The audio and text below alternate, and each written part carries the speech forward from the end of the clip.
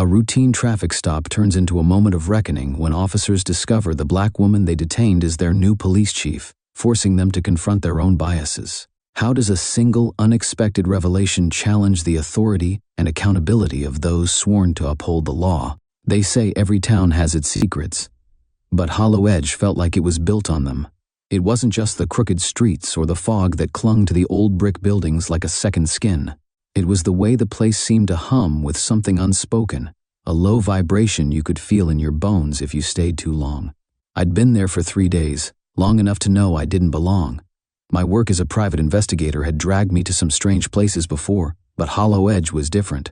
This wasn't just another forgotten town on the edge of nowhere. It was something darker, something that didn't want to be found. I was sitting in the corner booth of a diner called Stella's, one of the only places in town that stayed open past 9. The coffee was terrible, the kind that made you question every life choice that had led you to that moment. But it was the only thing keeping me awake. I hadn't slept in 2 days. Not really. The case had been simple enough at first. A missing person, an easy paycheck. But somewhere along the way, it had twisted into something else, something that didn't make sense. I stared at the folder on the table in front of me, the contents spilling out like an accusation. Photos, notes, a map of the town with a circle drawn around an old observatory on the outskirts. Nothing about it added up. The man I'd been hired to find, Joseph Harlan, had vanished without a trace 2 weeks ago. According to his wife, he'd been acting strange before he disappeared, paranoid, jumpy, like he knew something was coming for him. She'd begged me to bring him home, but the deeper I dug, the more it seemed like he didn't want to be found. That's when I saw her. She was sitting at the counter, her back to me. A red scarf hung loosely around her neck, the color so bright it looked out of place against the dull palette of the diner. She wasn't eating or drinking, just sitting there with her hands folded neatly in front of her. There was something about the way she held herself, still, deliberate, like she was waiting for something, or someone. I tried not to stare, but it was hard not to. She didn't belong here any more than I did, and that made her dangerous. In my line of work, you learn to spot the people who can ruin your life. And she had that look about her, like trouble wrapped in silk. I should have ignored her. I should have paid my tab, gone back to the motel, and forgotten I ever saw her. But then she turned her head, just enough for me to catch the edge of her profile, and it was over. "Do you mind if I sit here?" The words were out of my mouth before I had a chance to think them through. She didn't answer right away, just turned to look at me with eyes that were too sharp, too knowing. They held mine for a moment, and then she nodded, gesturing to the stool beside her. I slid into the seat, my heart pounding in a way I hadn't felt in years.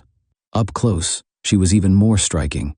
Her features were sharp, delicate, her dark hair pulled back into a loose braid. She looked like she belonged in a different world, one where diners and bad coffee didn't exist. "You're not from here," she said, her voice low and even. It wasn't a question. "No," I said, "just passing through." She nodded, as if that was all she needed to know. For a moment, neither of us said anything. The silence stretched, heavy and awkward, but she didn't seem to mind. I was about to ask her name when she reached into her bag and pulled out a small package, wrapped in brown paper and tied with twine. She set it on the counter between us. "For you," she said. I stared at the package, then back at her. "What is it?" "You'll find out," she said, standing up and draping the red scarf back around her neck. "But not here. Not now." Before I could say another word, she turned and walked out the door, her heels clicking against the linoleum in a rhythm that matched the pounding of my pulse. I sat there for what felt like an eternity, staring at the package like it might explode if I touched it. The waitress came by, refilling my coffee without a word. When I finally worked up the courage to pick it up, it was lighter than I expected. Whatever was inside didn't make a sound when I shook it. I wanted to open it right there, but something about her words stopped me. Not here. Not now. The drive back to the motel was uneventful, but the package sat in the passenger seat like a ticking time bomb. I couldn't stop glancing at it, half expecting it to move on its own. By the time I pulled into the gravel parking lot, my nerves were shot. The room was just as I'd left it, small, dingy, with a flickering fluorescent light that made everything look worse than it was. I set the package on the bed and paced for a while, trying to decide if I really wanted to know what was inside. But curiosity won out, like it always does. The paper came off easily, revealing an old leather-bound journal. The cover was cracked and worn, the kind of thing that had seen more years than I had. I opened it to the first page, and my stomach dropped. "If you're reading this, you're already in danger." The handwriting was sharp and uneven, like whoever had written it had been in a hurry. The pages were filled with notes and sketches, diagrams I didn't understand, symbols that didn't mean anything to me. But one page stood out. It was a list of names, written in neat, blocky letters. At the bottom of the list, underlined twice, was a single name: Joseph Harlan. Tucked between the pages of the journal was a photograph. I pulled it out carefully, my breath catching in my throat when I saw it. It was me, not a younger version of me, not an older one. Me, as I was right then, sitting at the counter of Stella's diner staring into my coffee. The edges of the photo were frayed, like it had been handled too many times. I turned it over, my hands trembling. On the back, in the same sharp handwriting as the journal, were 3 words that sent a chill down my spine: "Don't trust her." Chapter 1. The journal's secrets. The thing about warnings is that they don't work the way they're supposed to. Tell someone not to touch the stove, and they'll want to know just how hot it is. Tell them not to trust someone, and they'll start wondering why. I should have listened to the words scrawled on the back of that photograph. I should have burned the journal, left Hollow Edge, and never looked back. But I didn't. Because if I had, I wouldn't be here now telling you this story. I spent the rest of the night combing through the journal, trying to make sense of the chaos inked into its pages. Most of it read like the ramblings of someone teetering on the edge of sanity, disjointed sentences, fragments of thoughts, half-finished diagrams that looked like blueprints for something I couldn't identify. But the more I read, the more I realized there was a pattern, a logic buried beneath the madness. It wasn't just a journal, it was a roadmap. Joseph Harlan's name wasn't the only one that stood out. Scattered throughout the pages were references to a place called Blackthorn Facility, a name I'd never heard before. There were dates, coordinates, and something that looked like a timeline. But the events weren't linear. They jumped around, overlapping in ways that made my head spin. Then there was the sketch, a detailed drawing of a symbol that appeared over and over again throughout the journal. It was simple at first glance, just a circle with a triangle inside it. But the lines were jagged, uneven, as if whoever had drawn it had been in a rush or under duress. The more I looked at it, the more it felt like it was looking back at me. By the time the sun started creeping through the motel's grimy curtains, I had more questions than answers. I knew I needed to find out who Joseph Harlan was, and why his name was at the center of all this, but I also knew I couldn't trust anyone in Hollow Edge, not after the warning in the photograph. I decided to start with the diner. It was a long shot, but maybe someone there would know the woman in the red scarf, or have seen her before. The journal felt heavy in my bag as I left the motel, like it was carrying the weight of every bad decision I'd ever made. When I walked into Stella's, the place was empty, save for the waitress from the night before. She was wiping down the counter, her movements slow and methodical. She glanced up when she saw me, her expression unreadable. "Back again?" she asked, setting the rag aside. "Yeah," I said, sliding onto a stool at the counter. "Hoping you can help me with something." She raised an eyebrow, crossing her arms over her chest. "What kind of something?" I pulled out the journal, flipping to a page that mentioned Blackthorn Facility. "Ever heard of this place?" Her expression changed in an instant. The easy indifference vanished, replaced by something harder, sharper. She leaned in slightly, lowering her voice. "Where'd you hear that name?" she asked, her tone flat but laced with suspicion. "A friend," I lied, my heart pounding in my chest. "Why? What is it?" She didn't answer right away. Instead, she glanced around the diner, as if checking to make sure we were alone. When she finally spoke, her voice was barely above a whisper. "You don't want to go digging into Blackthorn," she said. "Trust me." Before I could press her for more information, the bell above the diner door jingled. A man walked in, tall and broad-shouldered, with a face that looked like it had been carved out of stone. He was dressed in a dark suit, his movements deliberate and precise. There was something off about him, something that made the hairs on the back of my neck stand on end. The waitress stiffened, her eyes darting between me and the man. She muttered something about getting back to work and disappeared into the kitchen, leaving me alone with the stranger. He didn't order anything, didn't sit down, just stood by the counter, his eyes fixed on me like he was waiting for something. The silence was unbearable, heavy and suffocating. "Can I help you?" I asked, trying to keep my voice steady.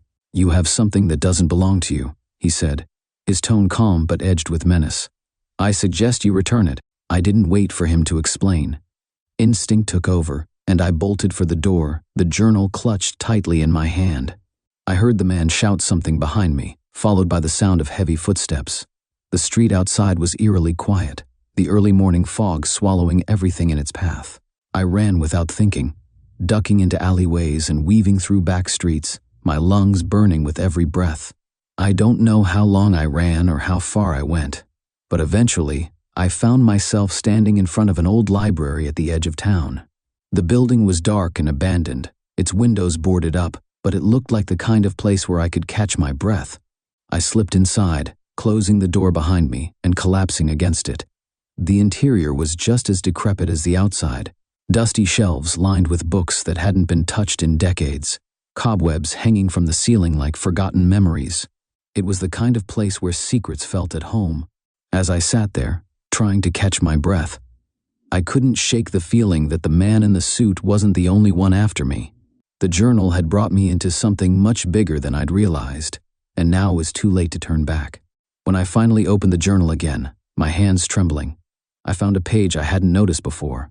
Written in bold letters, underlined twice, was a single sentence. "The watchtower holds the key." Beneath it was a crude sketch of a building that looked vaguely familiar. I pulled out the map I'd taken from the motel and scanned it until my eyes landed on a spot near the edge of town, a place marked simply as Blackthorn Observatory. It wasn't much, but it was all I had, and if I wanted answers, I knew that was where I had to go. Chapter 2. The Watchtower. The road to Blackthorn Observatory felt longer than it should have. I drove in silence, the journal sitting on the passenger seat like an unwelcome guest. The fog outside was so thick it clung to the car, reducing the world to vague shapes and shadows. Every so often, I glanced at the rearview mirror, half expecting to see the man in the suit following me, but the road behind me was empty, swallowed by the mist. I'd looked up the observatory before I left the motel. It had been shut down decades ago, abandoned after funding dried up. Officially, it was just another casualty of the town's slow decay, but the journal suggested otherwise. Blackthorn wasn't just a forgotten relic, it was a place of answers, and if the journal was to be believed, it was where Joseph Harlan had disappeared. Blackthorn Observatory loomed out of the fog like something out of a nightmare.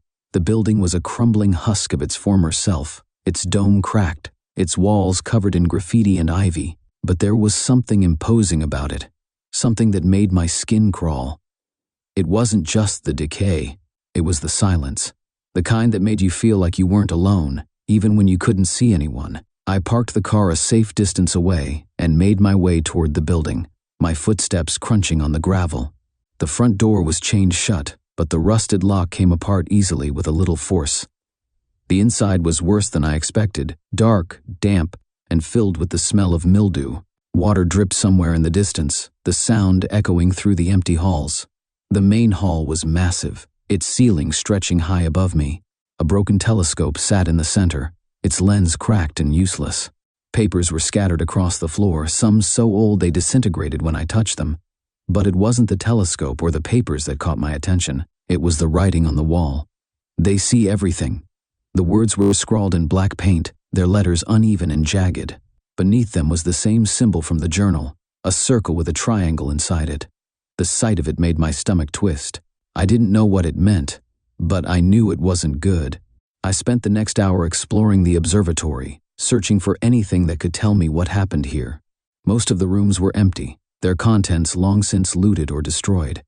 But then I found it, a door hidden behind a stack of old filing cabinets. It was small and unassuming, almost easy to miss. But when I pushed it open, I knew I'd found what I was looking for. The room was cold, colder than it should have been.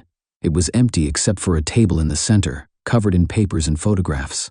The walls were lined with shelves, each one filled with old boxes labeled with dates and names.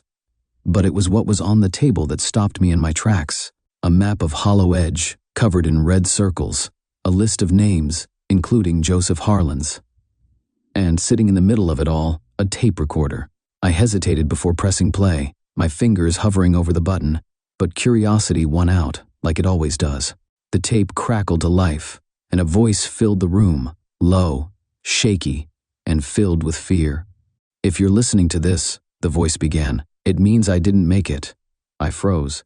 It was Joseph Harlan. I didn't need to see his face to know. There was something about his voice, something raw and desperate, that told me this was his last message. "They're everywhere," he continued. "Watching, waiting. The Sentinel isn't just an organization, it's a system, a machine. And once you're in it, there's no way out. I tried to stop them, but they're too powerful, too connected. If you found this, it means they know about you. They know you're here." The tape clicked off, leaving me in silence. My hands were shaking as I set the recorder down. I didn't want to believe it, but deep down, I knew he was right. Whoever the Sentinel was, they weren't just after Joseph Harlan. They were after anyone who knew too much. I turned my attention back to the table, scanning the papers for anything that could tell me more. That's when I saw it, a photograph buried beneath the map. I pulled it out, my breath catching in my throat when I saw what it was. It was me, standing in the main hall of the observatory, staring at the writing on the wall. My heart pounded as I flipped the photo over, hoping for an explanation. But all I found was a single word written in black ink: "Run." I didn't have time to process what I'd seen. The sound of footsteps echoed through the observatory, heavy and deliberate. My heart leapt into my throat as I grabbed the journal and the photograph, shoving them into my bag. I ducked behind the table, my pulse racing as the footsteps grew louder. They were close now, close enough that I could hear their voices, low and urgent, like they were giving orders. I peeked out from behind the table and saw two figures in dark suits, their faces obscured by shadows. They were scanning the room, their movements methodical. "Find him," one of them said, his voice cold and sharp. I didn't wait to hear the rest. I bolted for the door, my footsteps echoing through the empty halls. The men shouted behind me, their footsteps pounding against the floor as they gave chase. I didn't know where I was going, just that I had to get out. The observatory was a maze of twisting corridors and dead ends, but somehow I managed to find my way back to the main hall. The broken telescope loomed in front of me, its shadow stretching across the floor like a warning. I sprinted for the exit, my lungs burning with every breath. I didn't look back until I was outside, the cold night air hitting me like a punch to the chest. My car was parked 100 yards away, but it might as well have been a mile. I could hear the men behind me, their voices growing louder as they closed the distance. Somehow, I made it. I threw myself into the driver's seat and started the engine, the tires screeching as I tore down the gravel road. The headlights barely cut through the fog, but I didn't care. All I could think about was getting as far away from Blackthorn as possible. When I finally pulled over, miles from the observatory, I opened the journal again. My hands were still shaking, but I forced myself to focus. There was another page I hadn't noticed before, one that seemed to appear out of nowhere. "Trust no one. Find the Raven." I didn't know what it meant or where to start, but one thing was clear: Joseph Harlan wasn't the only one with answers. And if I wanted to survive, I needed to find the Raven before the Sentinel found me. Chapter 3, The Red Scarf. The weight of questions the drive back to town felt like it lasted a lifetime. Every mile stretched longer than the last, the darkness pressing in on the narrow roads like it wanted to swallow me whole. My hands gripped the steering wheel so tightly my knuckles ached. The journal sat on the passenger seat, as if daring me to open it again, to find more truths I wasn't ready for. But I didn't. Not yet. Joseph Harlan's warning echoed in my mind: trust no one. That would have been easier if I hadn't already broken the rule. The woman in the red scarf had been the one to give me the journal. She'd set everything in motion, but for what purpose?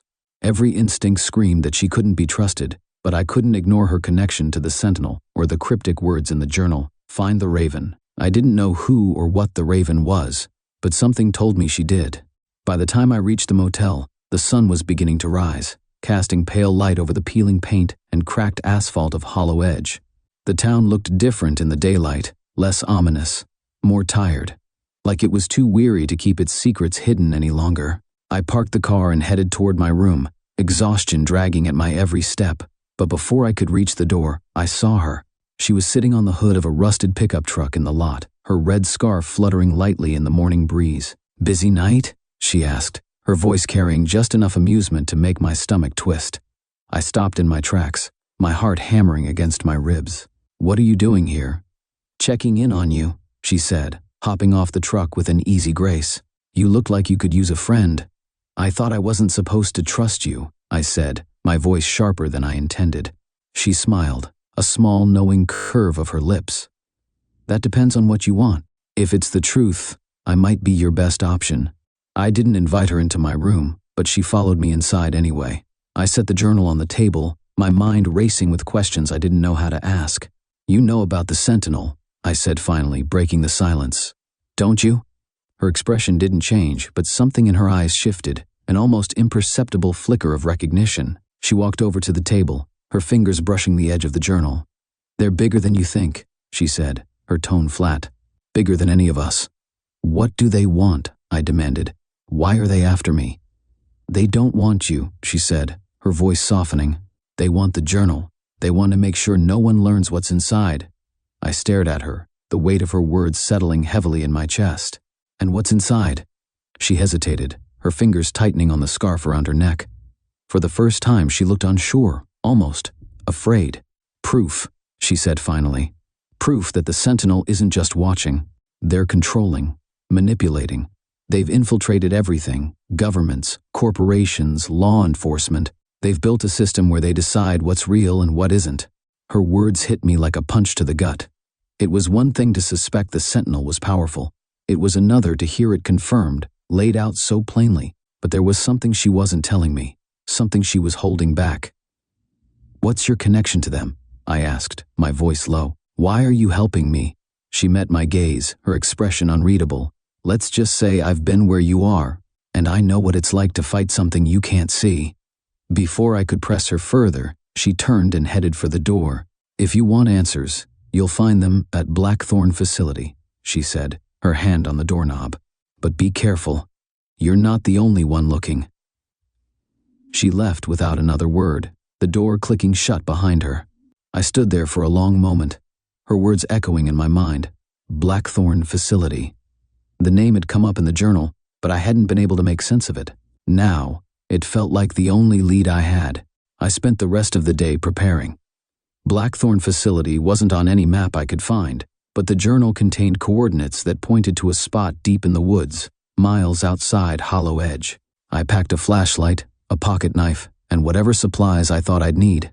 By nightfall, I was ready. The drive to the facility was uneventful, the road winding through dense forest that seemed to close in the farther I went. The coordinates led me to a clearing where the remains of a chain-link fence stood, rusted and overgrown with ivy. Beyond it, I could see the outline of a building, a squat, windowless structure that looked more like a bunker than a facility. I parked the car a safe distance away and approached on foot, my heart pounding with every step. The building was silent, its exterior covered in graffiti and grime. But as I got closer, I noticed something odd. There were no signs of decay, no broken windows, no crumbling walls. It wasn't abandoned, it was maintained. I crept closer, keeping to the shadows. That's when I saw them, two figures in dark suits standing near the entrance. They were talking quietly, their voices too low for me to hear. I recognized one of them immediately. It was the man from the diner, the one who'd chased me out of the observatory. The twist, the facility's true purpose. I waited until the men disappeared inside before making my move. The door wasn't locked, which only made me more uneasy.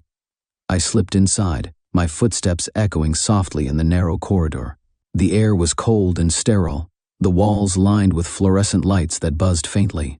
The first room I entered was filled with monitors, each one displaying a different feed. Some showed the streets of Hollow Edge. Others showed places I didn't recognize, offices, homes, public spaces. And then there was one feed that made my blood run cold. It was me, sitting in the motel room, staring at the journal. My stomach twisted as I realized the truth. They hadn't just been following me, they'd been watching me the whole time. Before I could process what I was seeing, a loud alarm blared, its shrill tone reverberating through the building. My cover was blown. I grabbed a stack of files from a nearby desk and bolted for the exit, my heart racing. Footsteps thundered behind me, voices shouting orders I couldn't make out. I burst through the door and into the woods, the sound of pursuit close behind. The files clutched in my hand felt like my only lifeline, proof that I wasn't crazy, that the Sentinel was real. Chapter 4. The Facility's Shadows. The forest wasn't a sanctuary, it was a trap. The towering trees and thick underbrush closed in around me, every branch clawing at my clothes, every shadow threatening to leap out and grab me. Behind me, the alarm from Blackthorn facility still blared, its shrill tone cutting through the night like a knife. I ran blindly, clutching the stolen files against my chest as if they might somehow protect me. My breaths came in ragged gasps, my lungs burning with every step. The men chasing me weren't far behind. I could hear their heavy boots pounding against the earth, their voices shouting over the noise of the alarm. "Cut him off, don't let him reach the road." Their words sent a jolt of panic through me. If they caught me, it was over. I'd seen enough to know what the Sentinel was capable of. They didn't leave loose ends. I stumbled into a small clearing, the moonlight casting an eerie glow over the scene.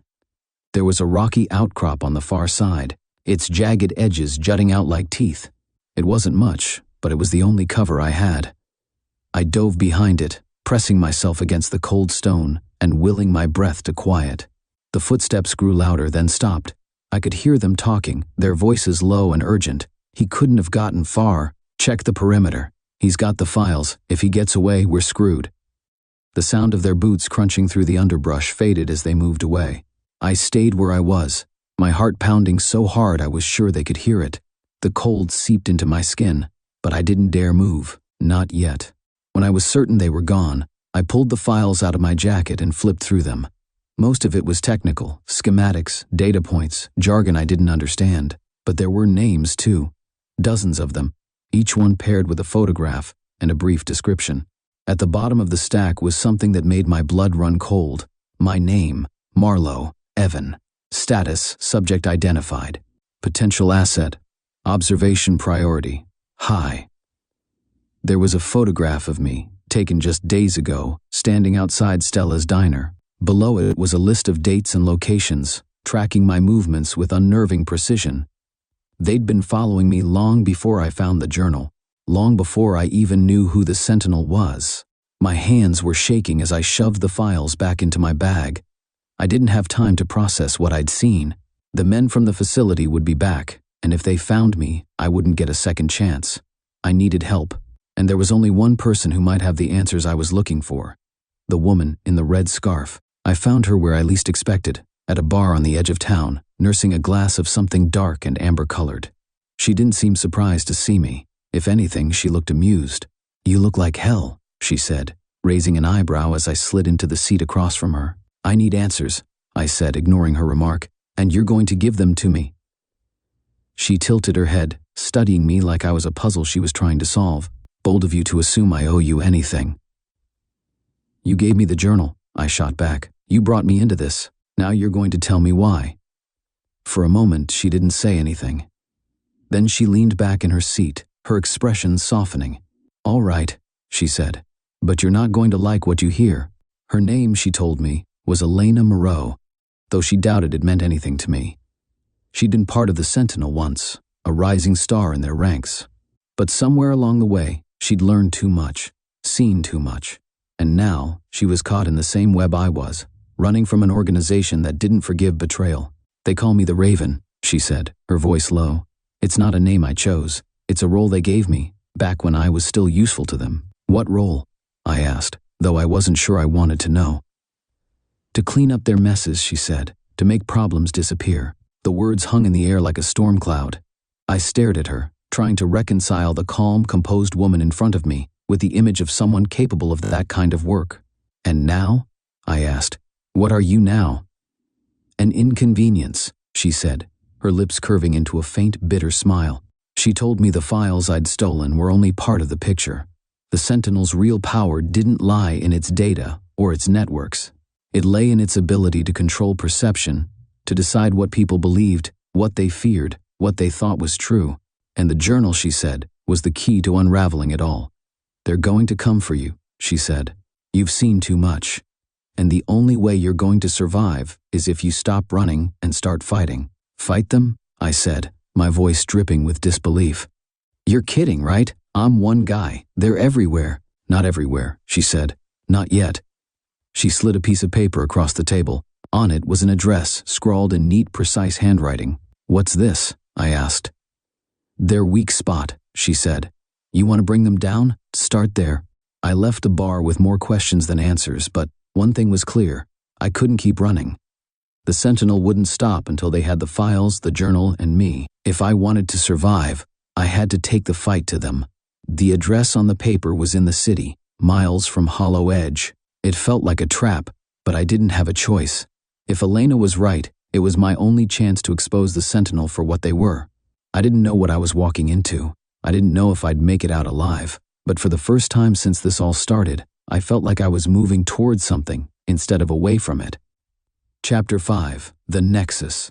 The address Elena had given me led to a nondescript office building in the heart of the city. It was the kind of place you wouldn't look twice at. A dull gray structure tucked between a bank and a laundromat, with tinted windows that reflected the bustle of the street. But as I stood outside, staring up at the building, I couldn't shake the feeling that it was watching me as much as I was watching it. I checked the paper again, as if the address might have changed in the last few minutes. It hadn't. This was the place. I took a deep breath and stepped inside. The lobby was as unremarkable as the building's exterior: white walls, a few potted plants, and a receptionist who didn't even look up as I walked past. The elevator was waiting at the far end of the hall, its doors open like it had been expecting me. I hesitated before stepping in, my fingers brushing the edge of the journal in my bag. The files I'd stolen from Blackthorn were there too, along with the photograph of myself from the observatory. I didn't know what I was hoping to find here, but if Elena was right, this place was the Sentinel's weak spot. The doors slid shut behind me with a soft hiss, and I pressed the button for the top floor. The elevator jolted to life, its hum vibrating through the soles of my shoes. As the numbers climbed, I felt a knot tighten in my stomach. There was no turning back now. The elevator opened onto a long, sterile hallway that stretched toward a set of double doors at the end. The sound of my footsteps echoed as I walked, the noise unnaturally loud in the silence. The air smelled faintly of antiseptic, and the lights overhead buzzed faintly, casting everything in a harsh, white glow. When I reached the doors, I hesitated again. Then, steeling myself, I pushed them open. The room on the other side was massive, its walls lined with floor-to-ceiling monitors displaying a dizzying array of feeds: streets, homes, offices, and places I didn't recognize. In the center of the room was a long conference table, its surface gleaming under the fluorescent lights. And sitting at the head of the table was a man I recognized from the files. Victor Lang. The name had been underlined in the documents I'd stolen, marked as the chief strategist of the Sentinel. He was older than I expected, with silver hair and sharp blue eyes that seemed to pierce right through me. "Mr. Marlowe," he said, his voice calm and measured. "We've been expecting you." I didn't respond. My eyes darted to the walls, taking in the monitors and the sheer scale of what I was looking at. This wasn't just surveillance. This was control. Every feed, every screen, was part of a system designed to monitor, manipulate, and influence. And it wasn't just Hollow Edge, it was everywhere. "I can see you're impressed," Victor said, standing and gesturing to the monitors. "The Sentinel is a marvel of modern engineering, isn't it? A system built to maintain order in a world that so desperately needs it." I forced myself to speak, my voice steadier than I expected. "Order? Is that what you call this?" Victor smiled, but there was no warmth in it. "You see chaos. We see potential. Every feed, every data point is part of a greater picture. The Sentinel isn't just watching, Mr. Marlowe. It's guiding, shaping, ensuring that society doesn't destroy itself." "And what happens to the people who don't fit your picture?" I demanded. "People like Joseph Harlan?" Victor's smile faltered. Harlan was misguided. He thought he could dismantle the Sentinel. He didn't understand that what we do isn't just necessary, it's inevitable. Victor stepped closer, his gaze locked on mine. "You've seen what we're capable of, Mr. Marlowe. You've seen the scope of our work. But you've also seen the gaps, the vulnerabilities. That's why you're here." I frowned, confused. "What are you talking about?" "We need people like you," he said simply. "People who can see beyond the surface. People who understand the value of what we're building. Join us, and you'll have access to resources you can't even imagine. You'll be part of something bigger than yourself." The words hung in the air, heavy with implication. I thought about the files in my bag, the names and faces of people the Sentinel had targeted. I thought about Joseph Harlan and Elena Moreau, both caught in the crosshairs of a machine that saw them as expendable. And then, I thought about the journal. I reached into my bag and pulled it out, holding it up for Victor to see. "This is what you're afraid of, isn't it?" I said. "This is why you've been chasing me." Victor's eyes narrowed. That journal is a relic. It's nothing more than the paranoid ramblings of a man who didn't understand the bigger picture. Maybe, I said, flipping to a page I'd memorized. But it's also the key to shutting you down. The monitors behind him flickered, the feeds distorting as the journal's secrets came to life. Schematics, codes, and diagrams filled the screens, exposing the Sentinel's vulnerabilities for all to see. Victor's calm demeanor cracked, replaced by something I hadn't expected: fear. "What have you done?" he demanded, his voice rising. I took a step back, my heart pounding. What I should have done from the start. The room erupted into chaos. Alarms blared, and the lights flickered wildly as Victor shouted orders into a communicator. The doors burst open, and armed guards flooded the room, their weapons trained on me. I didn't think. I ran. The hallway was a blur of motion and sound, the guards' shouts echoing in my ears. I ducked into a side corridor, my breath coming in short, sharp gasps. The journal was still clutched in my hand, its pages a lifeline in the chaos.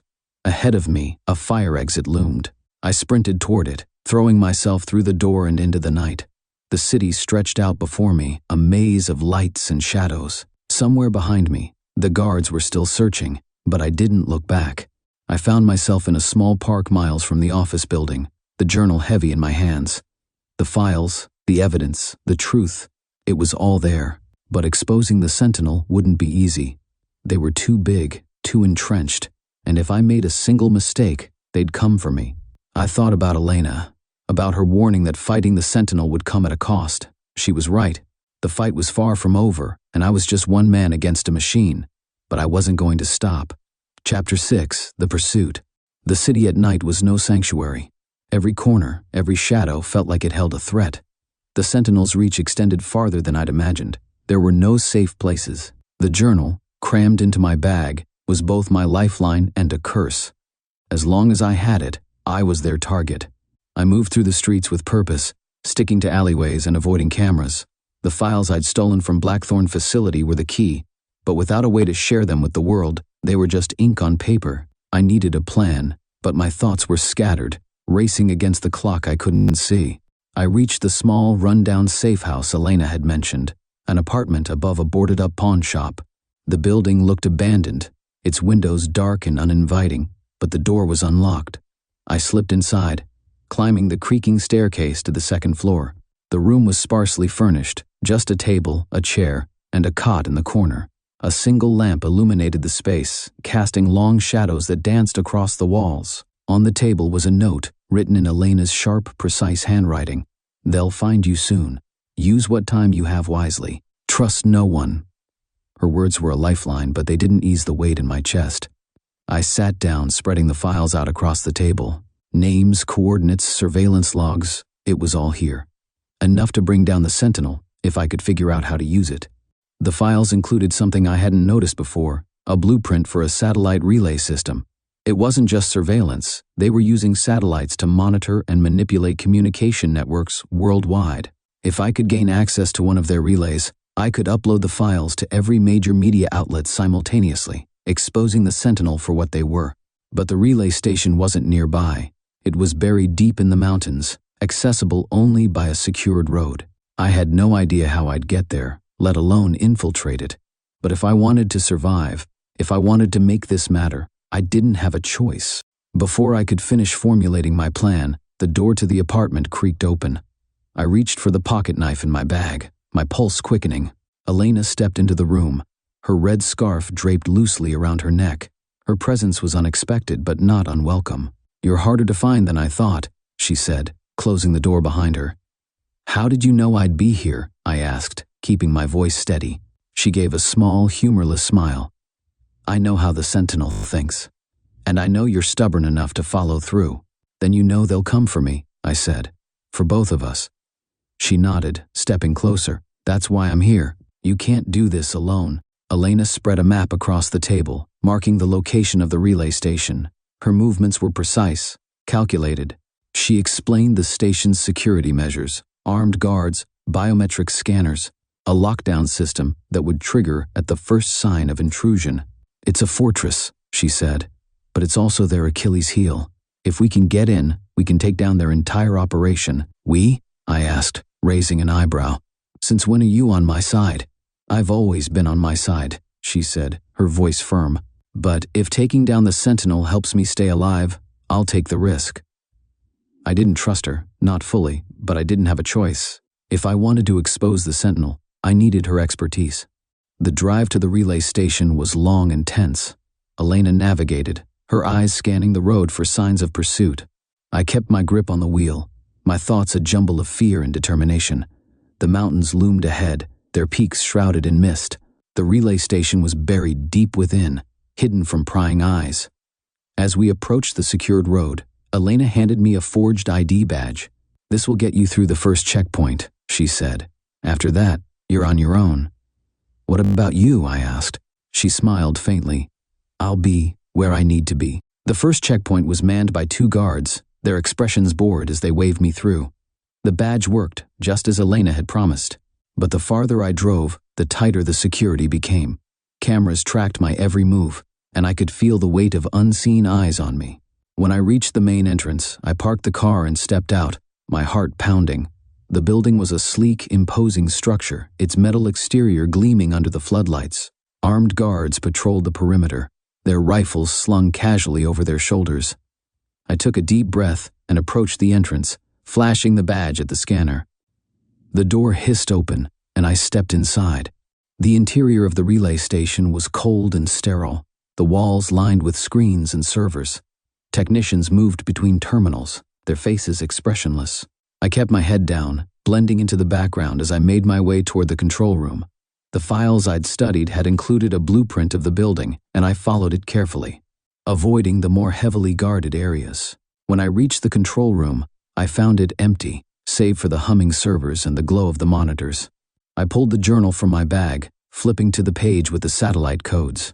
My hands trembled as I entered the sequence into the terminal. The system whirred to life, and the files began to upload. The sound of footsteps behind me made me freeze. I turned slowly, my breath catching in my throat. It was Elena, but she wasn't alone. 2 armed guards flanked her, their weapons trained on me. Her expression was unreadable, but there was something in her eyes. Regret? Resignation? "I told you not to trust anyone," she said softly. My stomach dropped as the realization hit me. She'd led me here, just like the Sentinel had planned. The files, the relay station, it was all a trap. Before I could react, the guards lunged at me. I fought back with everything I had, the adrenaline dulling the pain of their blows. The control room erupted into chaos, the monitors flickering as the upload continued in the background. Elena didn't intervene. She just stood there, watching as the guards tried to subdue me. But then, as one of them raised his weapon, something in her shifted. She moved faster than I thought possible, disarming the guard and turning the rifle on him. "You don't get to decide who lives and dies," she said, her voice cold. With Elena's help, I managed to finish the upload. The files were sent to every major media outlet, their contents exposed for the world to see. The Sentinel's operations, their surveillance, their manipulation, it was all out in the open. Alarms blared as the relay station went into lockdown. Elena and I fled, weaving through the chaos and slipping out into the night. Days later, the world was still reeling from the revelations. Protests erupted in cities across the globe demanding accountability and justice. The Sentinel's network had been crippled, but I knew they weren't finished. They were too big, too powerful to fall completely. Elena disappeared after that night. I don't know if she survived or if she was just another casualty of the fight. As for me, I became a ghost. The files had been my gift to the world, but they'd also painted a target on my back. The fight wasn't over, but for the first time, I felt like I'd made a difference.